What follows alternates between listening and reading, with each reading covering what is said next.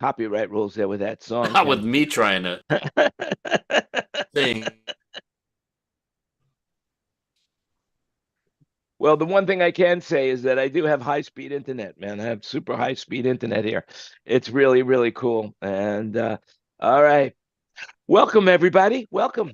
Good to have you all here. I would tell you that no matter what, it's good to have you here, and I'm glad you're here. I'm in my new digs, but next week it'll look a little bit differently. So right now it is the way it's going to look, but I got some greenery in the background, which is really great. I'm in a city now called YAMAHA, but before we go into that, I want to welcome everybody to our 203rd consecutive meeting, Thinking Out Loud with Friends. And today we are talking about, now it's getting interesting. So it's going to continue getting interesting. But before we go into any of the subjects that I wanted to cover today, who here wants to say something that's on their mind? So welcome.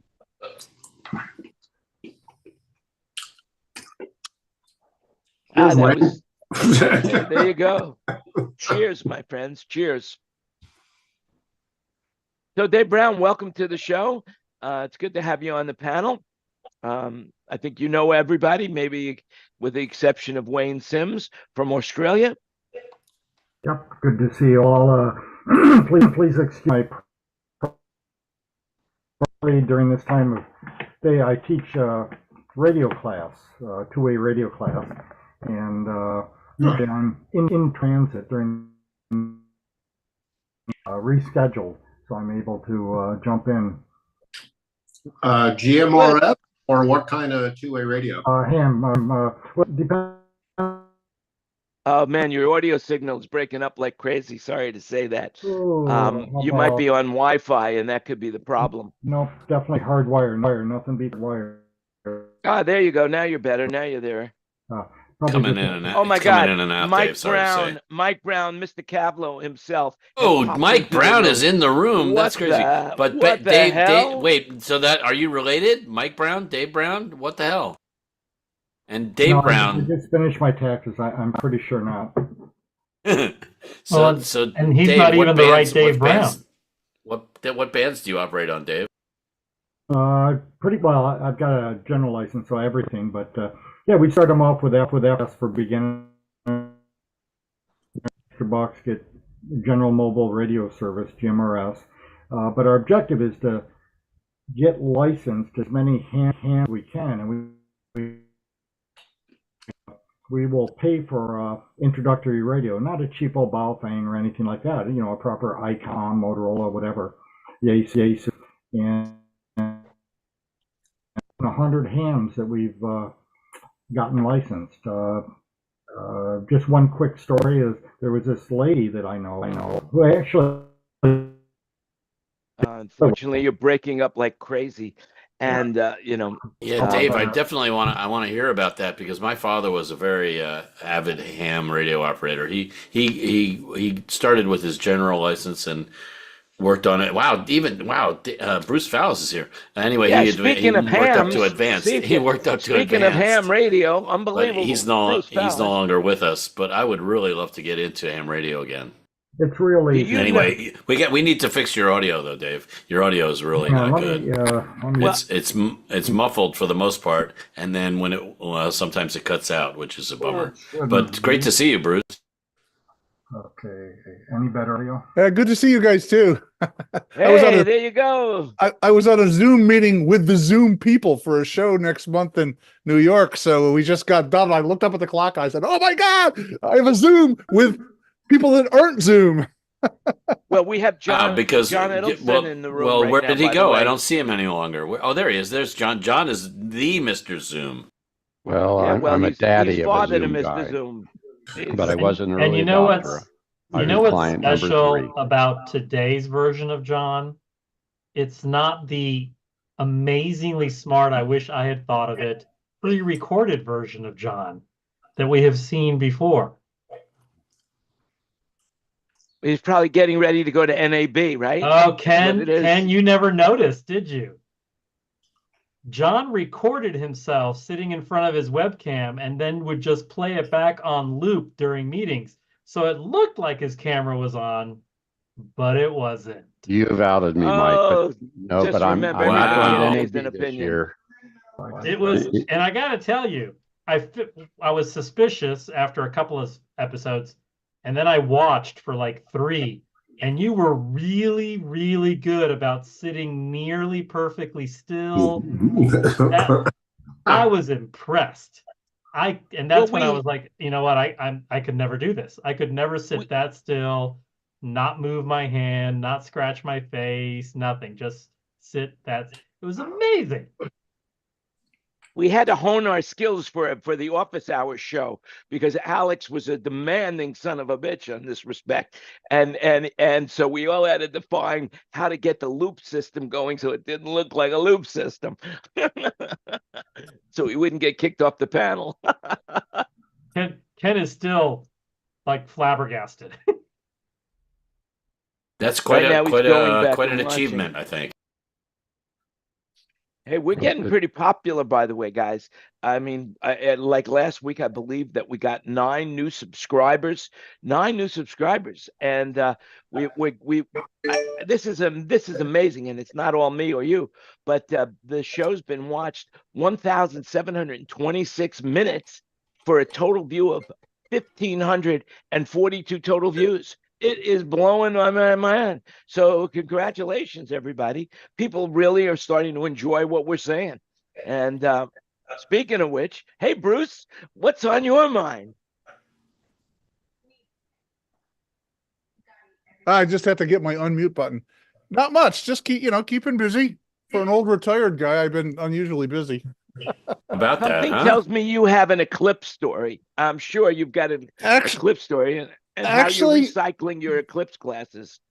Actually, no, I don't. Everybody emailed me and texted me and said, "Oh, what are you doing? Did you see the eclipse? Is there something going on?" And I was like, I didn't even know. I was over at the other house dealing with a roofing guy, and I was running around yesterday doing all kinds of stuff, and totally forgot the eclipse was even happening, to be honest with you.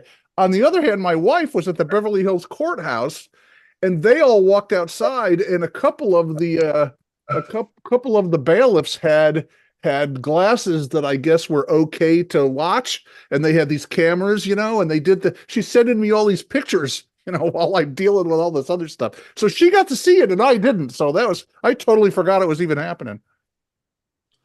Wow, it must have been pretty impressive to actually see it in real life.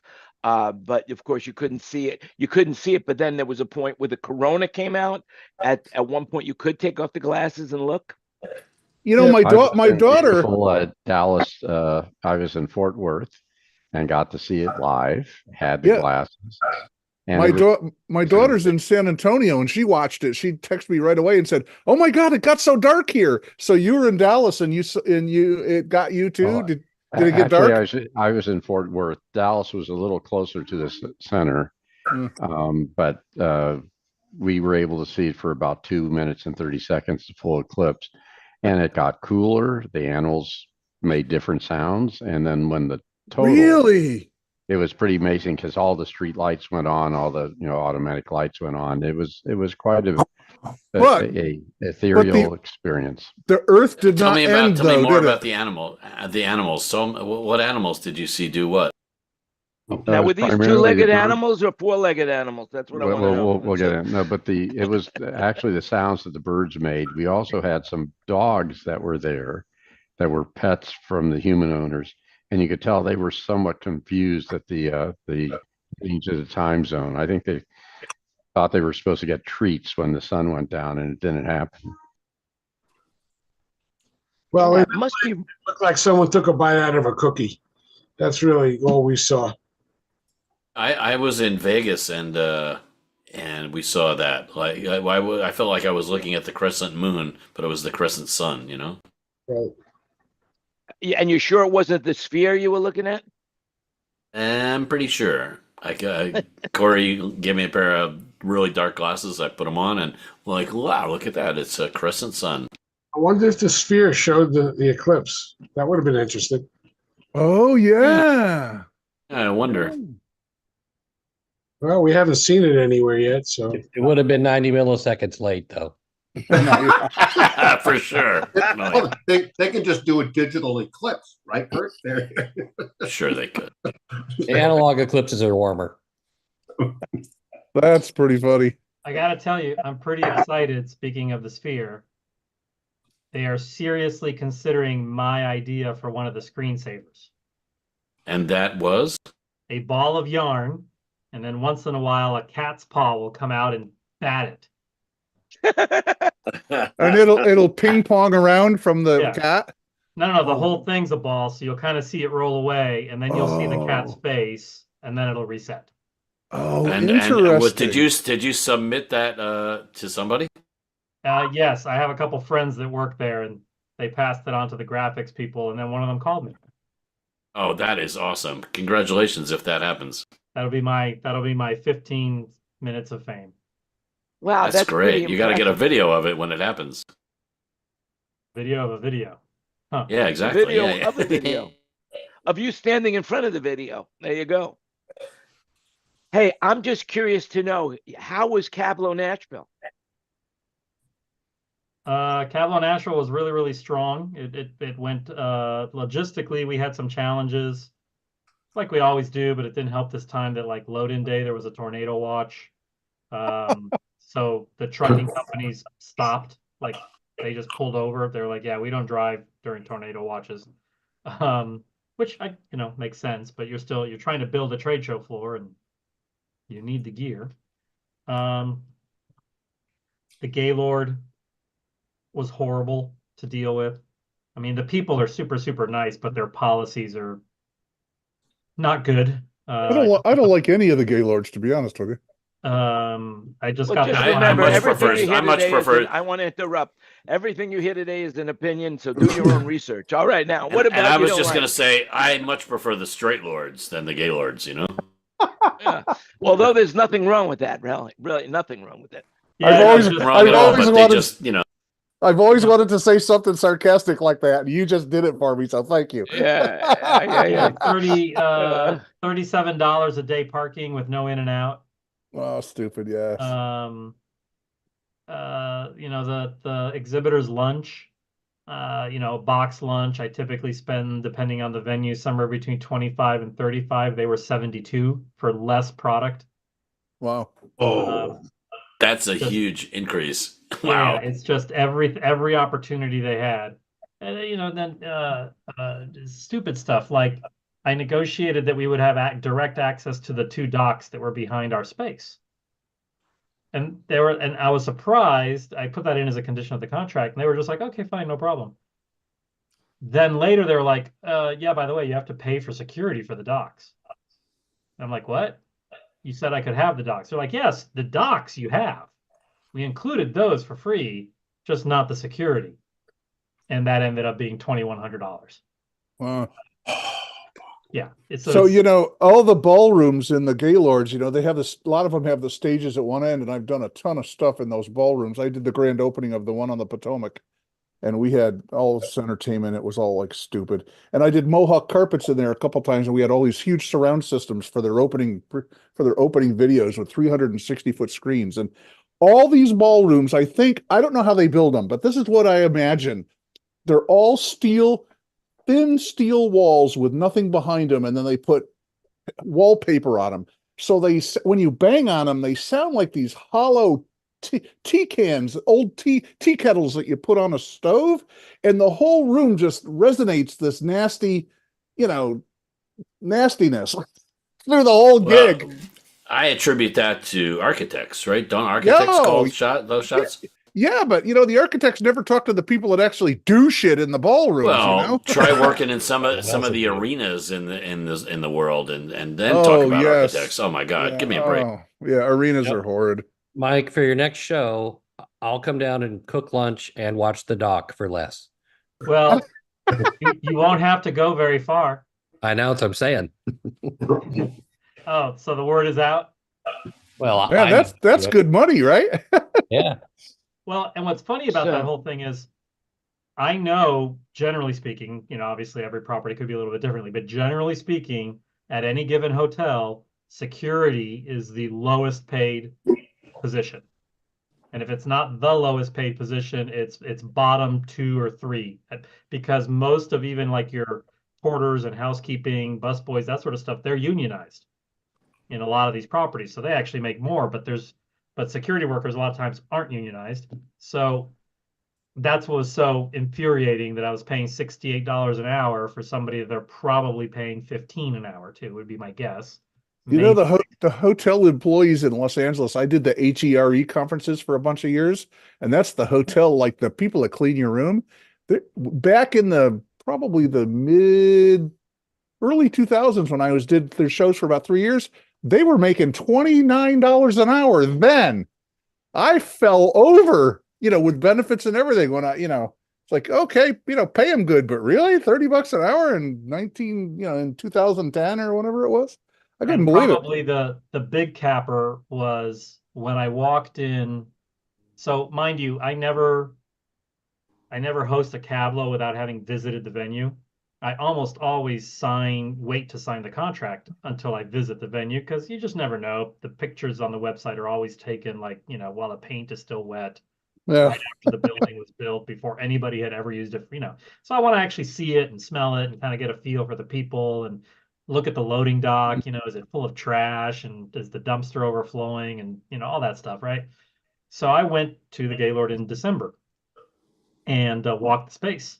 And one of the things that was different about this venue than any other venue we've used is we weren't in a ballroom. We were in the actual Ryman exhibit hall, which is a typical exhibit space, bare concrete floor, not truly clear space because they have columns every 30 feet, but it was our most convention-y kind of space that we've ever used. So one of the things that was new to me was that I was going to have to order carpet. We've always done ballrooms, so I don't have to order carpet. So I got a quote from a carpet vendor, carpet rental place there in Nashville, and they wanted $3 a square foot plus for the space, which worked out to about $18,000. And I said, well, how about if we just do the booths? Well, that would be $12,000. Well, I'm a bright boy, right? I had an idea. So I bought a whole bunch of rugs from the company that makes the rugs that you can buy at Home Depot, like area rugs, right?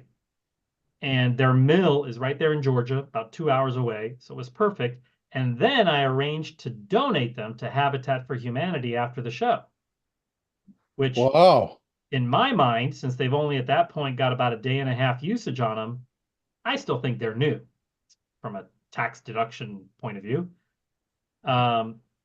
So anyway, we get there. I fly in on the 31st, last Sunday, and I don't get to the property till about 6 in the evening. So I just go straight to my room. I've got some work to do anyway. I get that done.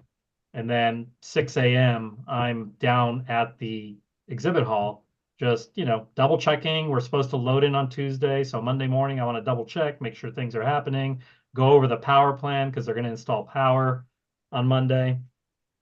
And I open the door and it's carpeted.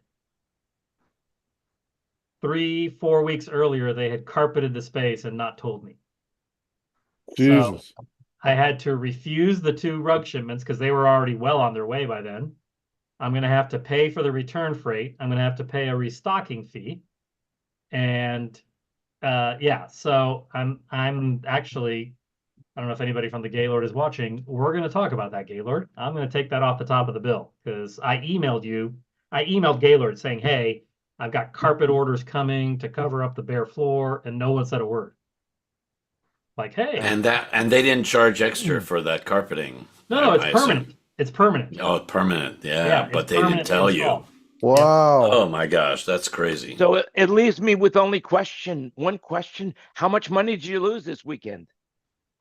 It actually, I just got the final bill today, and I think if they give a little bit, and I hammered on them while I was there, and my guests were unhappy. The signage was horrible. The food was overpriced. A lot of my exhibitors just hammered on them about what a terrible experience it was. Bosch came this close to sending an email out telling all their people worldwide, don't ever stay at a Marriott again. And that actually helped me resolve a couple of issues, was that threat. So I've actually had to send a little thank you note to my contact at Bosch, because that, 82,000 people not staying at Marriott kind of got their attention. Is the Gaylord part of the Marriott? Yeah, Marriott It bought is now. Yeah, a it few is years now. back. Marriott, Okay. for the longest time, Marriott was a partner. They ran the hotel operations, and then Gaylord ran everything else. And then Marriott out and out bought Gaylord a few years back. But yeah, I'll never call another Gaylord again, and it might even be a while before I go to another Marriott again. It was not a fun experience every day, just battling them on stuff. But So did you all get in a all, good the tax show was loss? great. That's all I could say. You got a Yeah. good tax loss. Big write-off this year. We had 50 booths, 59 brands were exhibiting. We co-located with another conference called the Wave Conference, and they do reg a little bit differently. So I'm still trying to get to like a really good number to put out there to the world. But I'm guessing between the two of us, we had a little over 400 register, and probably about 220 to 240 actually show up and walk the show floor.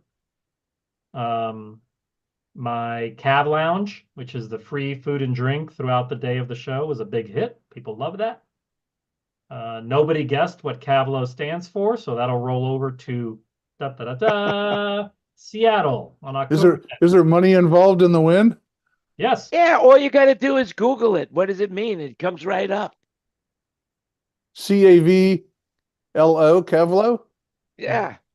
You It comes talked right about up. this. Did you What see does Cavlo Mike? stand Mike for? rolled his eyes when Jan said that, so that's not true. Yeah. Obviously, it's just an opinion of Jan. It's just Yes, an opinion. exactly. Yeah, mine. But and I Google. will say, Yeah. I will say this: 3 more people. So going into the so anyway, to finish answering your question, Bruce. Yes, I add $500 to the kitty every show that no one guesses correctly. Wow. I So it's really not- need someone to guess correctly soon. So it's not commercial audio, video, and lighting organization? It is not that. That's probably the number one guess. Oh. Wow. Now, going into this show, we had 3 people ever who had gotten 4 out of 5. At this show, we picked up 4 more, so now we're at 7. And one person finally got the hardest one, or the one that no one else has ever gotten, the 1 letter. If they just figure it out, if they ever put it all together. But they were local to Nashville, so in 2 years, maybe they won't even show up. I really just can't. It can't go on forever. I don't want to get to like 5 years from now and it's $8,000 I got to give somebody. What's the Seattle Wow, date? $8,000. Just think about the guy that just won 1.3 billion in a lottery. I mean, hey, Unbelievable. It's like you can compare the two. Cavlo naming what Cavlo means and getting the money out of you, or $1.3 billion from the state of whatever the lottery. And was. they didn't even have to figure anything out. They just bought some tickets. But that guy will be broke in 5 years. Yes, or commit divorced, suicide. and And they won't make him send any money to frickin' Ukraine either. So what's the date for Seattle? October what? October 10th. The day after John Lennon's birthday. Oh, let me add that to my master calendar. And what would the timeline be to exhibit? I've taken exhibitors before the day before a show. I've literally had somebody call me at 3:00 on load-in day and saying, "Hey, you got any booths left?" The answer, by the way, to that question is always yes. Yes, we do. Yeah. And I assume the exhibitors pay you to exhibit. Is that how it works? Yes. That's your source of income, I assume. Yeah, because no one else pays for anything. The food is free, attendance is free, classes are free, everything's free. Exhibitors foot the bill. Well, then you get what you pay for. If everything's free, there you go. That's a Thursday. It's really 10th, October 10th? Yes, sir. That is a Thursday. And it's all just one day? Yep. Well, we'll load in on Wednesday. We always either do Tuesday, Wednesday, or Wednesday, Thursday. And venue availability in the Seattle area is about as tricky as it is in Nashville. So we'll actually be in Linwood. We'll be at the Linwood Convention Center. Oh, have you been there? I have not. You have not? I have not. Arguably one of the worst sounding, relatively new buildings I've ever been in my life. Thank God we're not doing a concert. It's well, the cacophony of what's going to roll around above the corrugated steel ceiling in there is going to drive you nuts. What venue is this? The Linwood Convention Center, just north of Seattle. If it makes Wait it a sound second. like there's more people in there, I'm all for it. Oh, it'll definitely do Wait a that. second. I think you. Is I- it carpeted? Kurt, I think you got the first letter of Cavlo. Cacophony. What would you say? Cacophony. Cacophony.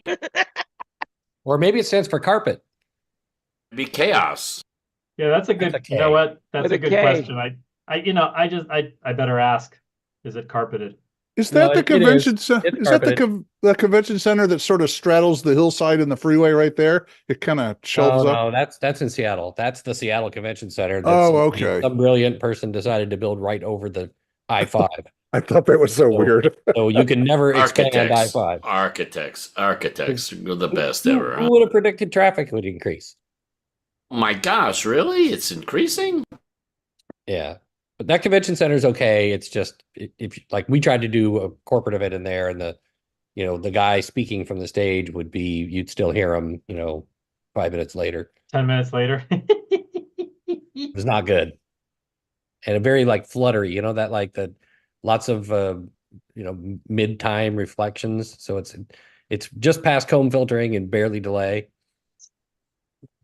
It's funny. We did the in 1981, I think, was the Boeing 757 reveal. And it was a 3-week build and a 3-hour show and a 4-day strike. And we built it in the big airplane hangar in Renton, which they were building like 10 airplanes at the same time while we were setting up this freaking show. Was it Renton or Everett? I think it was Renton. Because Everett is where they normally do them, and that's literally the largest enclosed building in the world. I've Well, done a this is there. It's like pretty a nuts. mile long or something. This building was freaking huge. We pulled the plane out of a cloud into the audience. It was one of the coolest things I ever saw. It was, it was a couple tractor trailers of just show plastic to encompass the plane, in some kind of stage. And then, oh my God, we had like 14 dry ice fog machines, and we had about 20 chemical fog machines, and we literally, we lit up the fog like it was the sun coming up and pulled the plane out of the fog down into the audience, and they went nuts. But anyway, the funny part about that was the third day of the strike, when we closed the door on the truck, the saying was we could still hear "Thank you for coming" echoing in the damn room 3 days after the show ended.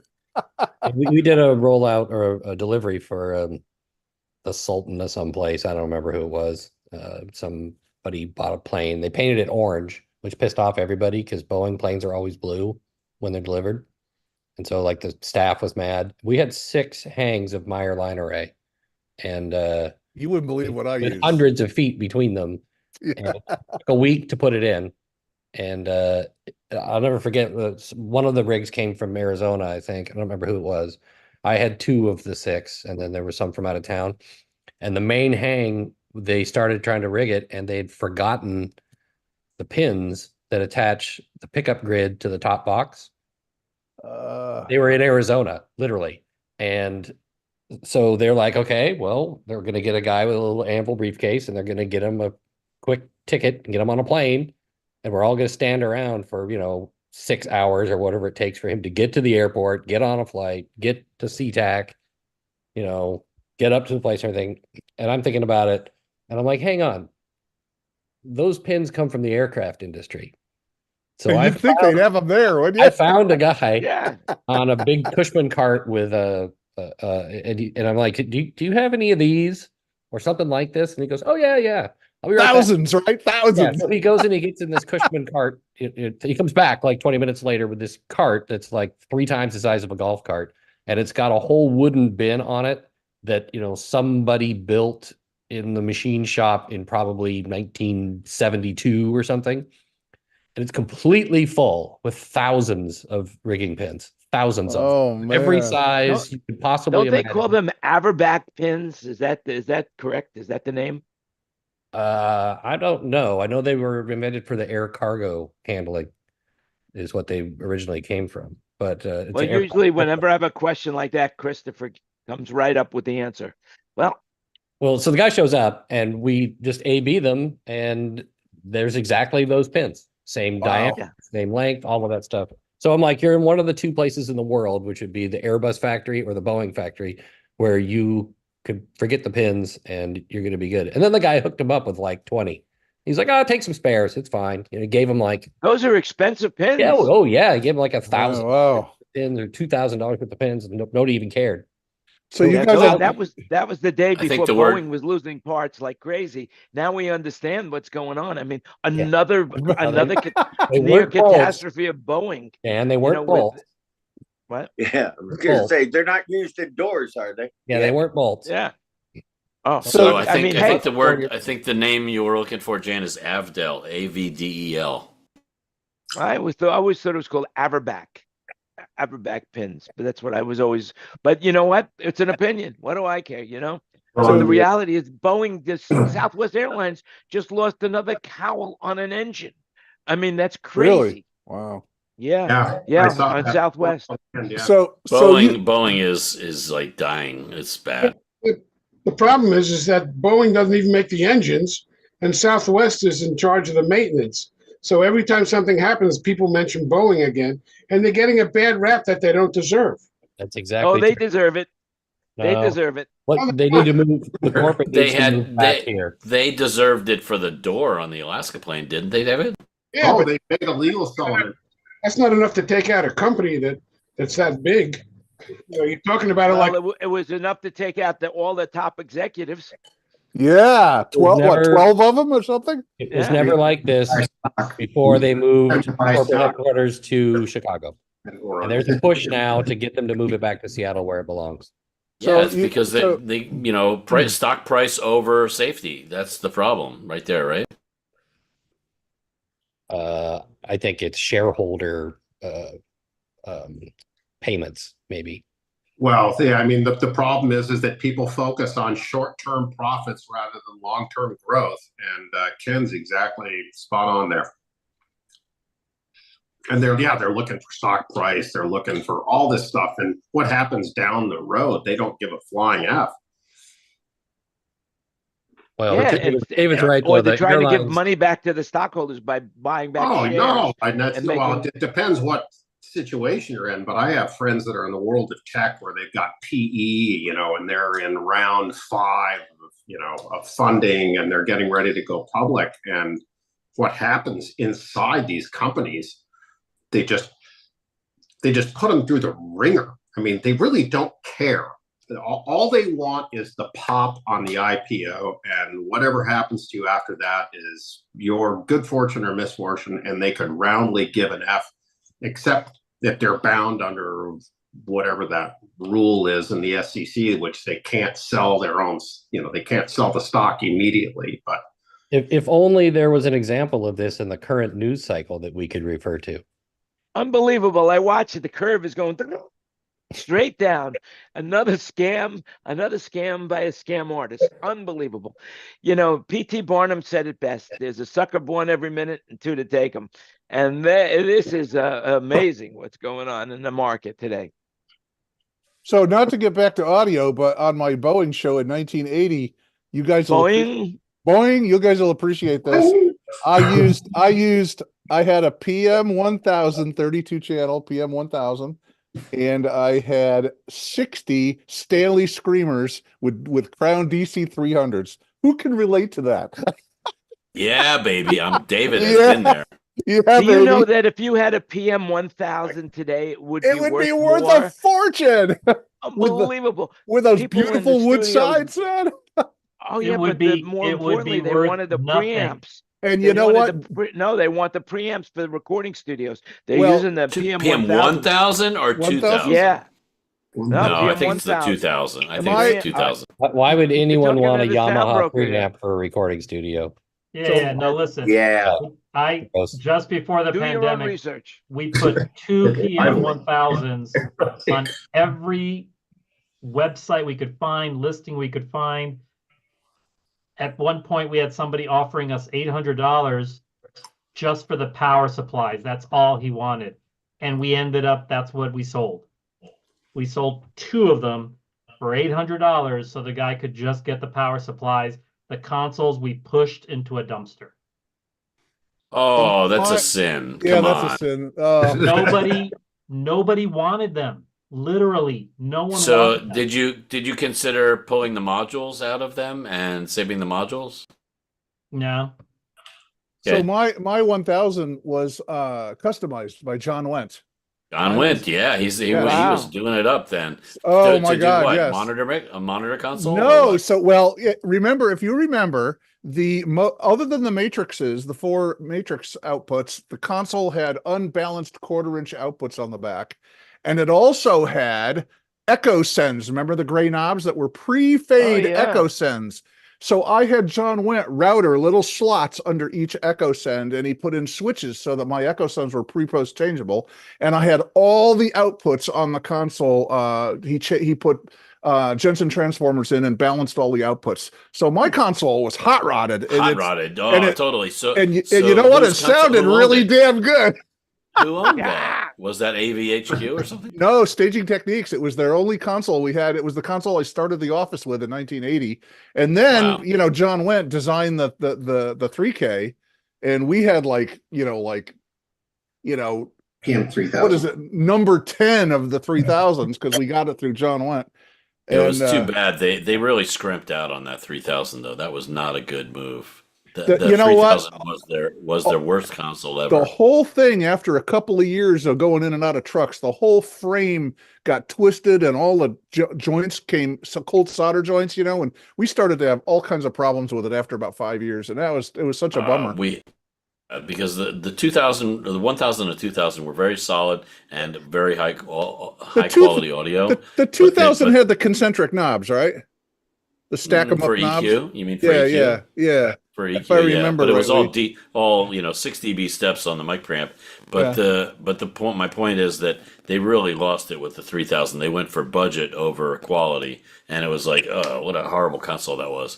And then, relatively speaking, and then the 4000, they kind of resurrected their image. Well, I had a 4K and 2 3500s for a while, and the 3500s lasted pretty well. And then when I started, they're good. The 4K was the last one I had at Staging Techniques. And then, that's what we had at AVHQ for the longest time. And then when I started working with you at Video Apps, you guys had the Soundcraft MH4s. Is that what they were? because they were $2 less than the Yamaha. Is that what it was? But I like those. I'm sure it was budget driven. It was budget driven. Maybe not $2, but it was probably half the price of a PM4000. Trey had Series 5s. God, and I love those. Those were nice. Those were nice. Yeah, they were. Other than the fact that you had to pull them with a tractor trailer, they were so damn huge. But they weren't as big as the one that wouldn't fit sideways in the truck. Which one was that? ATI Vienna Paragon. Or something? ATI Paragon. No, I'm talking about a Soundcraft. Yeah, the Soundcraft had one that was huge. Yeah, it began with here's this guy, Fred. whatever the letter V was. It wasn't. It wasn't Vienna. It might have been. You're right, Raphael. I think it's the Vienna was a smaller console, Yeah, wasn't maybe that's it. Yeah, You might be right. Vienna wasn't big. The ATI Paragon was the biggest console I've ever seen. That was for a touring desk. So have you guys seen? There's this guy that mixes front of house for. Now I can't remember his name, but he has a small frame Paragon, small frame ATI Paragon. Well, relatively small. It's not that big. Wayne Pauley, right? Have you seen that? His console? It's weird. He's got a left-hand master somehow. It was custom made. That console was supposedly custom made for resorts in Atlantic City. Really? That's what I think I read somewhere. Yeah. Shadone has the Stones monitor console when they used Paragon for that, and he says it's mint, perfect, and it's got like 48 outs or something because they had to do the wedge lines that went all the way down the ego ramp and all that stuff. So they had all these outputs. 48. Wow. 48 outs. Analog too. Claire Brothers has the Rolling Stones monitor console. So Bruce, Yes, you had the by one, Player Brothers, sure, by association now has that console. But Sorry, Dave, I missed that. What was that? Yeah. you had the 1000. Did John Wynn put those 4 knobs on top where the subgroup switches were? Yes. So, And he He had balanced. shadow switches for assignments, and he did the monitor console version where it was what four pots instead of 4 switches, right? Right. I had the knobs, and I also had pre-post switches under each knob. Pre-post switches, yeah, that's killer. Yeah, and then it was all balanced too, because those damn consoles didn't have balanced outputs. But Interesting. I don't remember that, but that's cool. well, he did it for Didn't me. I he don't know how get- many of them he did. I would imagine it was a great idea. I would hope that he would have done more, for That- you guys. But he Didn't John mine- Wynn get involved with the Ramza too? Yes, he did. He was There very much involved in Ramsey. Yeah. I think the A52 was one of his designs, which was a sweet ass desk. It had its pain in the ass moments, but for the most part. But he did a line of Ramsa amplifiers, and he did a Fender line too. Fender. Remember the Golden Bear in Huntington Beach? Oh Sure. God, yes. Right. The Golden Bear had a Fender front of house console and Fender amplifiers, and they used to call me occasionally to fill in there. And what I hated about that place is you have to go up the frickin' ladder to get up to the front of house console. But we did Lee Ritenour in there and Billy Cobham and all these super great jazz guys in there, and all the Ramsa stuff was all Fender, stuff by John Wendt, like prototype stuff. But the system sounded pretty good. I was pretty happy with it. A little side story, and when the Huntington Beach renovation came to fruition, they moved the Golden Bear into the mall building that they tore down, and then they built. And on top of it was the movie moved the theater. Golden Bear. It was a fail. Yeah. Yes, it was. And then basically, That's whenever 'cause they Curtis would is have a from- concert, the people in the movie theater couldn't hear the movie, and then also we would interfere. The movie theater would interfere with the concert sound over there. I don't know whatever happened with that. Does anybody know? We had something similar in Dallas Fort Worth. There was a nightclub in the early '90s I helped build called Iguana Mirage, and it was a big top 40 hip hop club, and it was in the what is that? There's a mall right off Greenville Avenue, Loop 12, Neiman Marcus, Macy's. It's kind of the higher end mall at the time. And so this was a big club. I mean, I think it held around 1,200 people legally. So we probably had 2,000 people in on any given weekend. And it was built under the AMC theaters. In the mall, you went all the way up to the 3rd level to enter the movie theaters, and then they pitched down. So you'd be at 2nd level and the lower levels. And it was, it didn't occur to anyone to think about, is this a good idea? Because Dallas isn't like Vegas. In Vegas, the nightclubs don't open till 11, so it would probably work fine. In Dallas, nightclubs open at 8 because they have to close at 2 because that's when last call is, right? So it was bad, and but everybody, it was the nightclub was like, listen, I signed a 5-year lease. I gave you a year in advance of rent. You knew what I was doing. I told you what I was doing. That's not my problem. So the one weekend, the movie theater, I think it was AMC, people came to town just finally to try and settle this out. And this was only like our 4th weekend in business, I think. And they asked Keith, the owner of the club, they said, so listen, what do you got into this? And he said, oh, I got at least $1.5 million, $2 million. And of course, 1991, 92, that's a chunk of change. That's a shitload of money. Yeah. Yeah. And they said, okay, we'll cover that. Did they buy him out? And he said, what? Man. And they were like, yeah, $2 million. And you shut down and go away. Go away. Wow. And he was like, wow. All right, well, it just, I guess, wire me the money and I'll tell my staff this is our last weekend. And the guy was like, no, you don't understand. And he pulled a check out of his folded up check out of his suit pocket, and he wrote it right there, $2 million. And he said, you're closed right now. And it was like an 8:30, 8:45 on a Friday evening. And who was the entertainment that night? That one was just we didn't have Just like a local, guest DJ or just anything, just local, the whatever, normal yeah. DJ, right? And Keith literally walked out and he said, "All right, everybody, we're done." And everybody's like, "What? We're closing Holy tonight?" cow. So I now mean, he had $2 million in his pocket. What did he end up going to do? Did he build oh another no, club or did he here's what's retire? even crazier. He gets a call. So anyway, he tells everybody, "No, we're done. I just sold the club. We're closed for good. Sorry. Y'all help yourself to whatever's in the cooler behind the bar. And I'll pay the bill." So people were literally walking out with armfuls of liquor bottles, which is big time illegal in Texas. You can't do that. They did it anyway. He didn't care. So he shuts down, right? That's it. Club's over. He gets a call from the landlord like a month later saying, "Hey man, when are you moving out?" And he's like, "What do you mean moving out? They bought me out. I'm out." And they're like, "They don't want any of this stuff." Oh. So he literally backed up Ryder truck, or back then it was probably U-Haul truck after U-Haul truck after U-Haul truck. He grabbed the full audio lighting. There wasn't much video in the early 90s. All the bar equipment he could grab, anything that wasn't like custom made into the building, anything he could carry out. He left the furniture because he just didn't have the space. So The then fixtures. you fast forward about 15 years, 20 years. By then I'm living in, so it had to have been, about 20 years. I'm living in Vegas and I go back to visit, and my friends tell me about this new club that opened up downtown called Blue. And so mind you, this is 2002, 2003. And big club, 3 stories, super cool, multiple rooms. I'm like, at that point, I'm still clubbing a little bit. So I go and I walk in, and the first thing I see are cyber lights. And I'm like, who the hell, where did they find brand new cyber lights? And then I look and I see some track spot 1s, which had been discontinued in like 97 or something. And they look brand new too. And I'm like, this is like, and I'm looking around and I'm like, this is like a museum. This stuff reminds me a lot of iguana. Right where it came from. And I start looking around. I'm like, wait a minute. And so it turns out the guy running the club is Keith's son.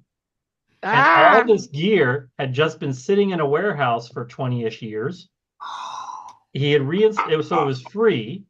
And the club failed miserably. So it's a good thing all the gear was free, because it didn't last but like 3 months. But it was just funny. It was just funny that I walked in and I was like, holy cow, this is 1992 all over again. But yeah, it was when you mentioned that, Jan, I'm surprised why do they keep making that mistake? You don't put nightclubs under a movie theater. It's just not gonna work. The Blues Club there, what was it? They had a bunch of them, big chain. House of Blues. House of Blues, right? Well, I did a bunch of corporate gigs in the Hollywood one, and that was they had a couple different PAs through the years. And now wait a second. Jan opened that place, and Jan had a lot to do with that place. So go ahead. Be careful what you say. I like that place. And then it went away, and I was really bummed, right? And then then I did, for Video Apps, actually, I did a handful of shows, corporate shows, at the one in Anaheim after they moved it from Disney, because it was downtown Disney. They moved it over to the mall across the street. And I don't know, had you ever, Kenny, what happened to you? No? I didn't know that Anaheim House of Blues moved. That's funny. It's in the mall, and you park in the bottom of the parking garage, and you can go right into the, and it's multi-stories, and it had a Soundcraft, what was it? The big one there. What's it called? VI6 or something? It had a VI6. Yeah. And I don't remember what speakers they had, but it's like the House of Blues in Vegas is in the Mandalay Bay, it's kind of similar, I guess. So if the console was a Soundcraft, then it was JBL speakers.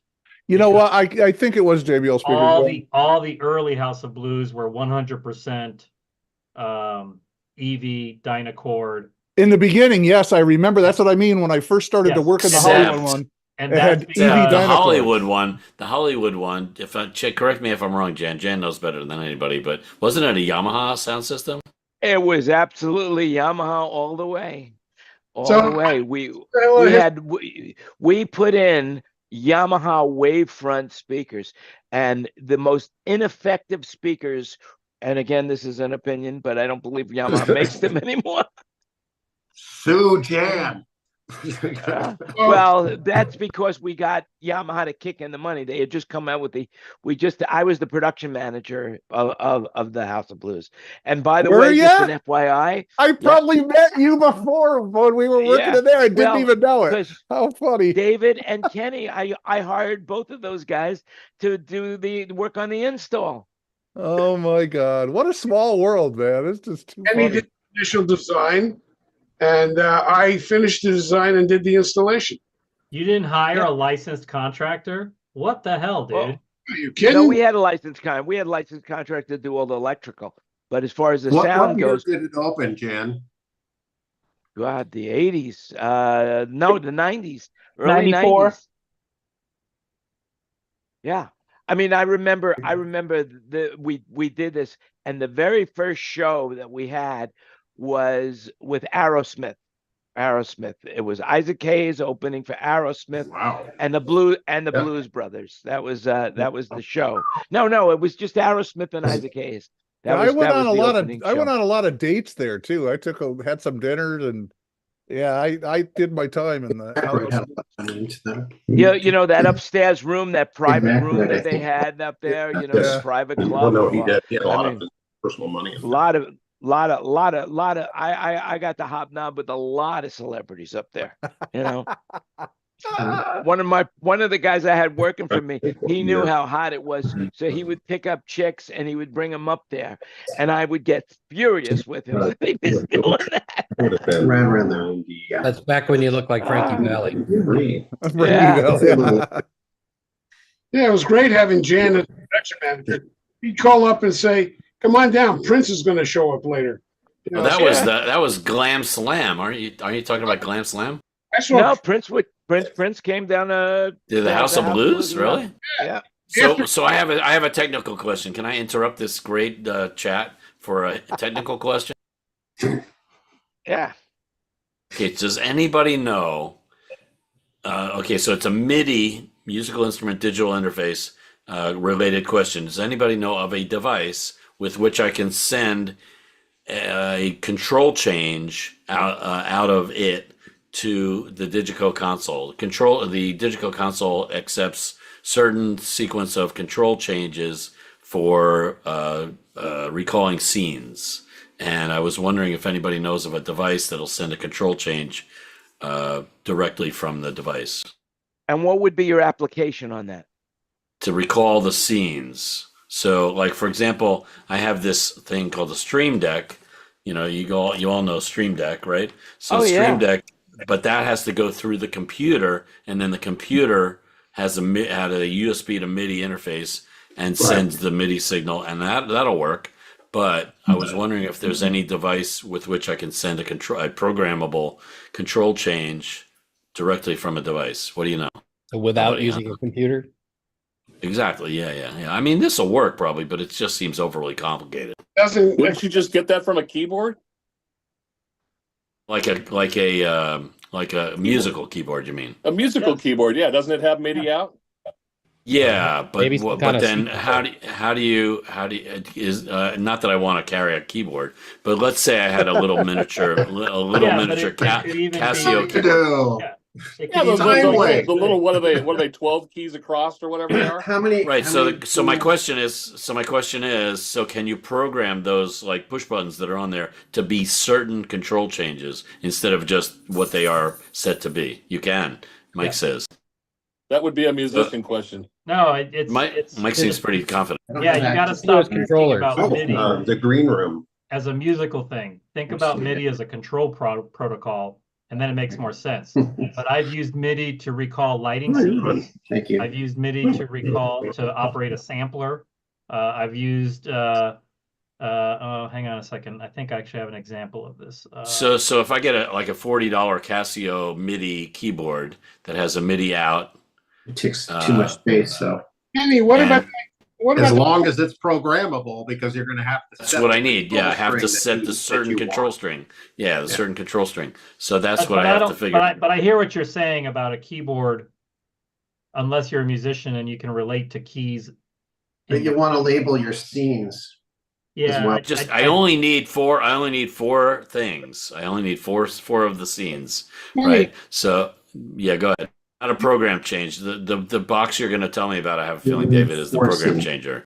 What about that Yamaha thing, little box that you had from years ago? Yeah, that's a MIDI program change device, not control change. So it doesn't do control change; it does program change. Big difference.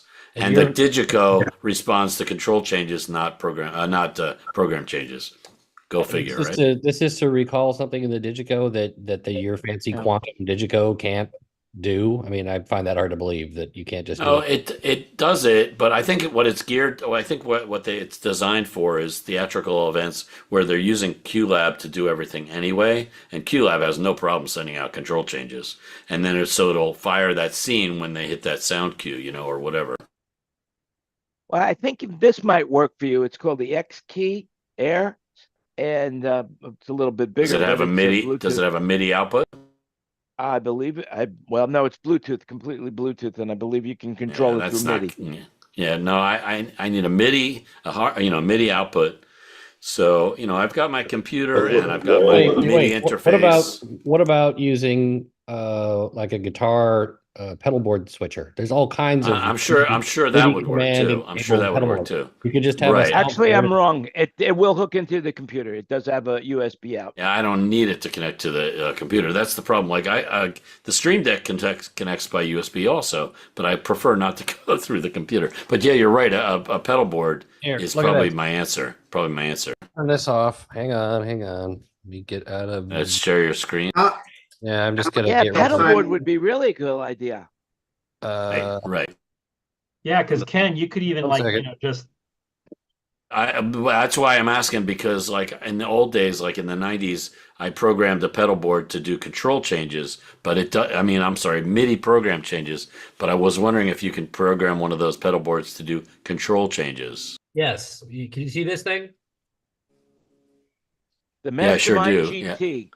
So it's not like I need it to be anywhere near that fancy. No, but they make them smaller. That's like the big, crazy, elaborate one. But so RJM Mastermind, and they make smaller ones that would have like maybe 6 buttons, and it has continuous controller ports on the back, so you could plug a pedal into it if you needed something to change dynamically. Yeah, I'm not looking for that. Of course, I'm just want control changes, and I want it to be all day programmable. Long. That thing will do it all day long. Control 16,1. Yep, that will do it all day long, and you don't need. Oh, cool. So it's RJM Mastermind. I'm going to try that. Thanks. Yep. As a MIDI out right on it. It's not like I got to go through anything, right? No, it's just that plugs into like any MIDI effects device or preamp or anything like that. There's no computer. Cool. Awesome. You can program it with a computer. All right, thanks. And on that note, I got to go. But it's been nice. I really appreciate that info. Where are you planning on using this, and why? Well, okay, it's a long story, but so in you gotta go. All right. Manilow Show, I'll tell you the Reader's Digest version. Manilow Show uses a lot of scenes, at least one scene for every song, more like two scenes for every song, right? And he's got a new show he's going to be doing, which we're calling the Clicker Tour. And with the Clicker, he's going to start a wheel spinning, and then the audience member is going to push another clicker. It's going to stop it from spinning. It's going to land on a song title. He's going to do that song. So parts of that's going to happen 4 times in the show. And so parts of the show are going to be random. So I have to be able to get to certain scenes very quickly and easily.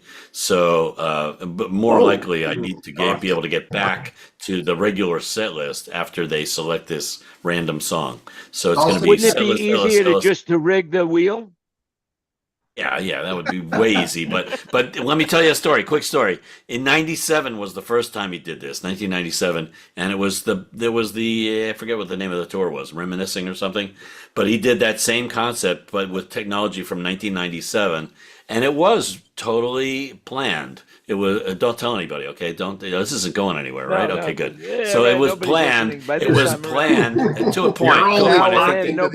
They had. Maybe they had 20 songs. Maybe they had 20 songs on the wheel, and they had only 5 were actually selectable or something. So the fans got a little aggravated at the fact that he only did these 5 songs or something like that. So the fans were a little aggravated. Well, let me tell you, he is really into it. So he said, "Listen, I'm not gonna chance it. We are going to be 100% random this time. It's going to be whatever we land on. That's what we're going to play. So it's not going to be fixed at all. So that's why we all have to adapt to it. Anyway, on that note, I'm going to go adapt to some dinner. Oh, before you go, yeah. What else? Before you go, Ken, before you go, just check the chat because there's some links there for you that Mike Brown put in. Thanks. That's awesome. Thank you. Thank you very much. Yeah, I have this chat set to save, so I'm going to save it. So thanks, you guys. Great talking to you. Thanks for that suggestion, Kurt. And I'm going to pursue that. It's going to be great. Thanks, David. Ken. Bye-bye. Well, we've been live an hour, and this hour is going by very, very fast. Oh, it flew by. And we didn't even get to speak to. I keep track of a lot of stories in case we get a lull in the action, but we don't have any lulls anymore. There's no lulls here. The one thing that I regret is that Dave Brown couldn't get his mic together to talk about the ham radio stuff. That I was looking forward to that. So maybe what we'll do is schedule him to come back, and so that we could have him talk about that, because that's fascinating to me. Well, I mean, he's got the Stargate right there. Why can't we all just go back to the beginning?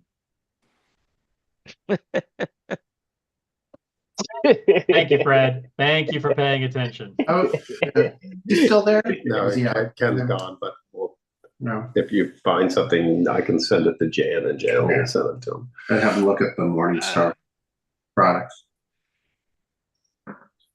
Yeah, it was very cool. So all right, well, we've been on for about an hour. Who's got something they want to say or ask me or whatever? Let's do that, and then we'll go offline and we'll just chat amongst ourselves. So you remember the conversation that we had about the law in Australia, I think, where when you finish your job, they're not allowed to call you afterwards, that your job is over when you leave the office, and they're not allowed to call you at 9 o'clock or Sundays or Mondays. We had that whole... We're talking about last week. Yeah. Well, I just LA paper today, a whole article, and it says this law already exists in Ireland, Spain, Portugal, Belgium, Italy, and in France. So it's been around for a long time. When you leave work, they have to leave you alone. So there. I just thought I'd bring that up. Well, there you go. You also have a siesta time in Spain and Mexico where they take time off during the middle of the day and not work. Look, they do that in the Middle East too, during the hottest part of the day. So roughly 11 to 2, most shops just close there, and then everybody goes home and has a nice long lunch. Maybe they take a nap, maybe they don't, but then they'll come back and then they'll work till 6 or 7. So they still are working an 8 to 9 hour day. There's just a big chunk in the middle where it's hard to get anything done. Yeah, I was in southern Spain and in Cadecas, where the Salvador Dali Museum is, and there's a really great hotel there called the Hotel Duran, and they have the best paella imaginable. So if you're ever in southern Spain near the French border,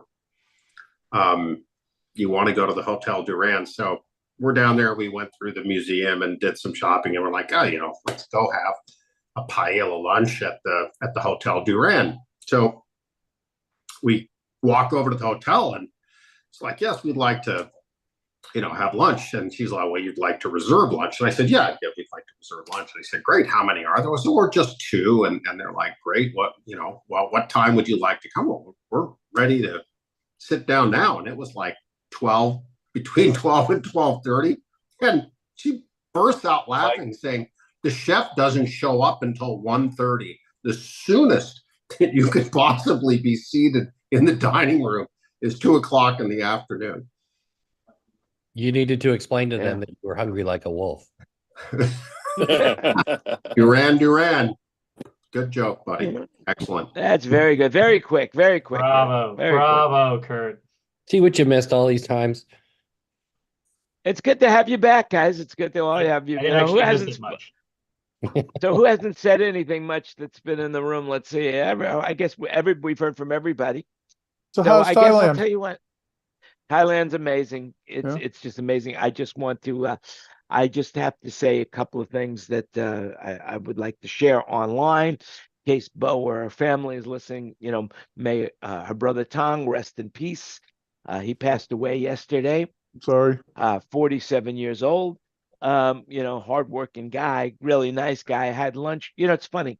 I had lunch with him the other day, like less than a week ago, actually on Friday, and he passed away yesterday. So, and the interesting thing was he was saying that it was too hot to eat at this point in time, and he didn't want to eat with us. So we brought him some lunch, and he just said, "Look, it's too hot for you guys to hang out here. I'm going to go back." He drove an oil truck, and he was at the harbor waiting for his load. Turns out that we were there about 12 o'clock in the afternoon. His load didn't happen till 10 o'clock at night. But so basically it was really hard for him on the heat. But really super nice guy. Never spoke a word of English to me. I have no idea what he would have said. And my Thai is so limited. All I could say is, well, why Pokemon, which means I'll see you again. And that's it. I never got to see him again. So may he rest in peace. Also, another thing I want to bring up is that Michael Gladstone, David, Michael had passed away. How many years ago now? 5-ish, 5 years, I think. Yeah, and his birthday was April 5th. So I want to wish him, a happy birthday, and may he rest in peace as well. A talented guy that, those that knew him, well, that's all I'll say. Those that knew him. David, you want to say anything about that or no? Oh, he was unique. He was talented. Unique is a word. Yes, unique. You either loved him or hated him. Unique. I saw there's a picture of me and him on Facebook right now that I posted that took place back in the 70s, mid 70s. If you want to see, what it looks like to be really stoned out hippie, you go check out that picture of me. One of the fun stories. It's kind of typical of Michael. He was a tour manager for Pablo Cruz, and they were opening for the Doobie Brothers. And he was doing, he was a talented guy. He did a lot of things, lighting, sound, but he also rubbed people the wrong way. And at the end of the tour, they tarred and feathered him with honey. All in good spirit, but still, they tarred and feathered the guy. Listen, I speak from experience that even when it's done in good spirit, that stuff takes a couple of days to fully get rid of. That honey, especially if they were smart enough to warm it up a little bit, yeah, it pretty much goes everywhere. Yeah. I think that's what they use in the Brazilian wax aspect. Some honey. I think that's how it works. I don't know. I can't remember. It's been a while. Anyway, listen, thanks for coming, everybody. We're going to stay in the room. If you want to join us, DM any one of us, we'll send you a link on how to join. Dave Brown, seriously, get your mic fixed and come on back in. We really would love to have you and talk about some ham radio stuff. A little aside, when I was 13 years old, I was an FCC technician class licensee. I was a ham radio operator. So CQ, calling CQ. And with that, we will say 73, 6-2 and even. Remember, you make it happen. Everything you heard today is an opinion, so do your own research. Next week will be our 204th These are the show. disclaimers. So come and join us. Come and join us and bring your stories. I think it was Mike Brown that said, "Is this a good idea?" I think that's going to be the next theme for the show. Is it a good idea? So that's what we'll be talking about. And until then, you make it happen. Have a great week, everybody. And